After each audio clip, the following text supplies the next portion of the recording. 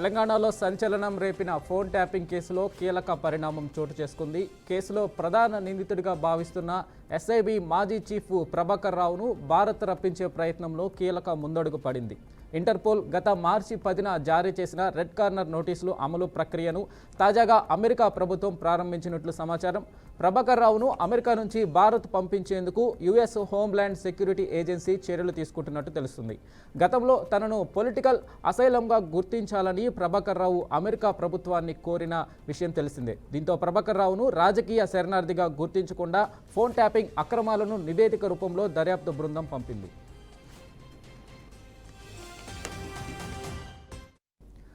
రాష్ట్రంలో కీలక వ్యక్తుల వ్యక్తిగత సంభాషణల్ని అక్రమంగా ట్యాప్ చేయించడంలో ఆయన పాత్ర గురించి సిట్ అధికారులు నివేదికలో పొందుపరిచారు.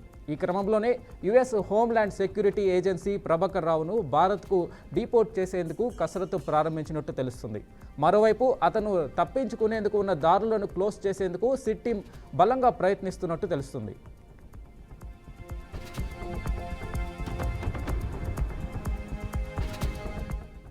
కాగా ఈ కేసులో A1గా ఉన్న Prabhakar Rao phone tapping issue బయటకు రావడంతో ఆయన దేశం దాటి అమెరికా వెళ్లిపోయారు.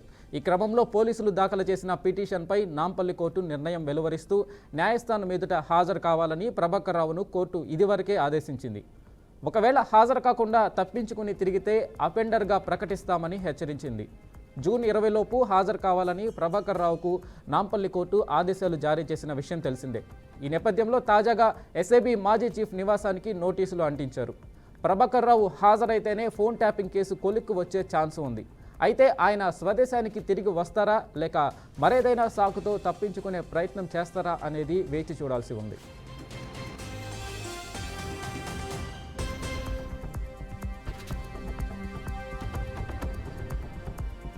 దీనిపై పూర్తి అప్డేట్ మా ప్రతినిధి సామాన్ అందిస్తారు. సామాన్ చెప్పండి.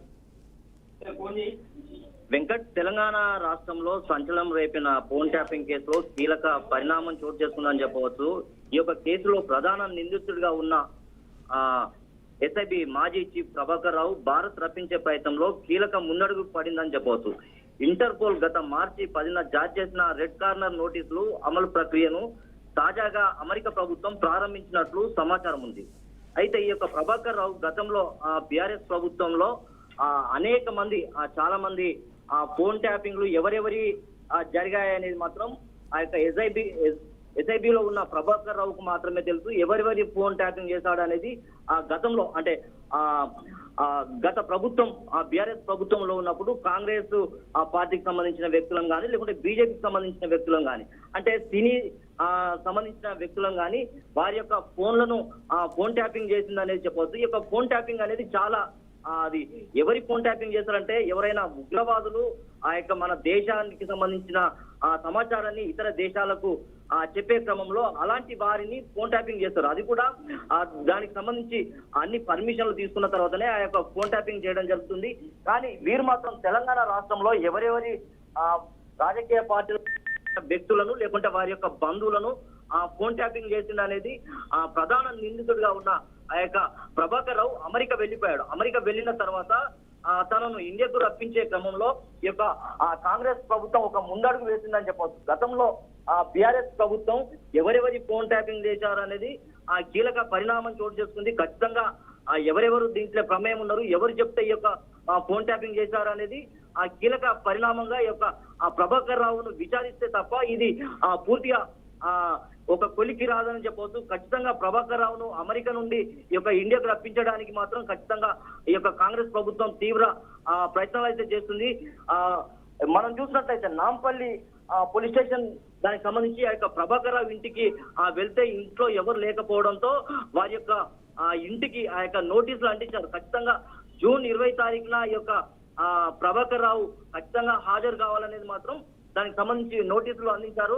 ఆ యొక్క నోటీసుల్లో ఖచ్చితంగా ప్రభాకర్ రావును ఖచ్చితంగా ఈ యొక్క ఇండియాకు రప్పించాలనేది మాత్రం చాలా ముందడుగు వేస్తుంది.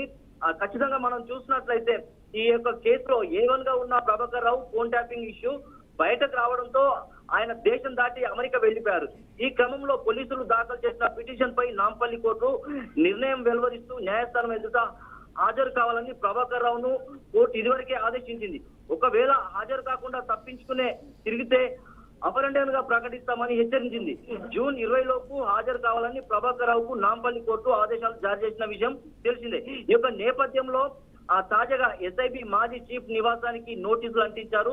ప్రభాకర్ రావు హాజరైతేనే ఈ యొక్క ఫోన్ ట్యాపింగ్ కేసు కొలికి వచ్చే ఛాన్స్ ఉంది. అయితే ఆయన స్వదేశానికి తిరిగి వస్తారా లేక మరేదైనా దాంతో తప్పించుకునే ప్రయత్నం చేస్తారా అనేది వేచి చూడాల్సిన సమయం ఉంది. Right Salman, thank you.